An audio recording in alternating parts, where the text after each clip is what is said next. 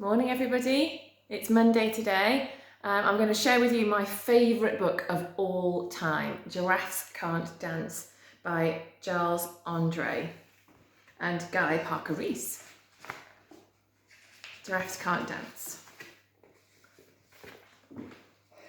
Gerald was a tall giraffe whose neck was long and thin, but his knees were awfully bandy and his legs were rather thin. He was very good at standing still and munching shoots off trees, but when he tried to run around, he buckled at the knees. Now every year in Africa they hold the jungle dance, where every single animal turns up to skip and prance. And this year when the day arrived, poor Gerald felt so sad, because when it came to dancing, he was really very bad. The warthogs started waltzing and the rhinos rock and rolled. The lions danced a tango that was elegant and bold. The chimps did a cha-cha with a very Latin feel, and 8 baboons then teamed up for a splendid Scottish reel. Gerald swallowed bravely as he walked towards the floor, but the lions saw him coming and they soon began to roar. "Hey, look at clumsy Gerald," the animals all laughed. "Giraffes can't dance, you silly fool. Oh, Gerald, don't be daft." Gerald simply froze up. He was rooted to the spot.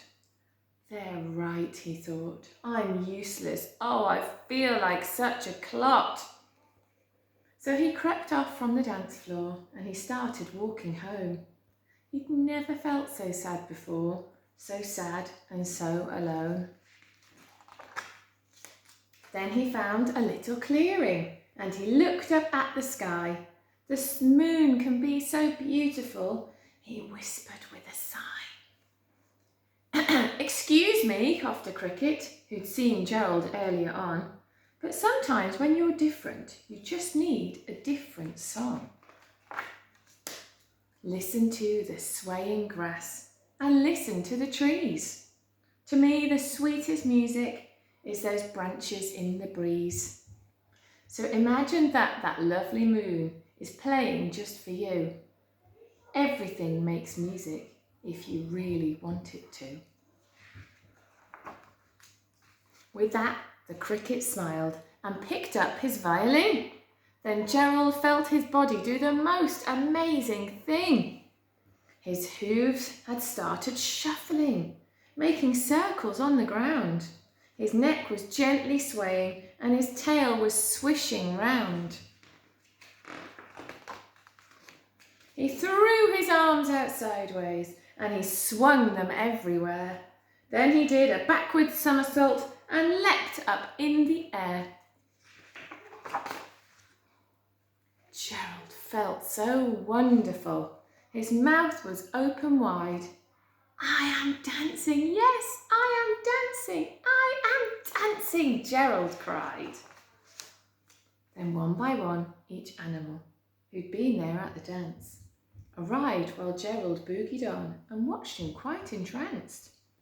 They shouted, "It's a miracle! We must be in a dream! Gerald is the best dancer that we've ever seen.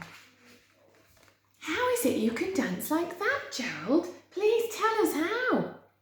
But Gerald simply twizzled round and finished with a bow.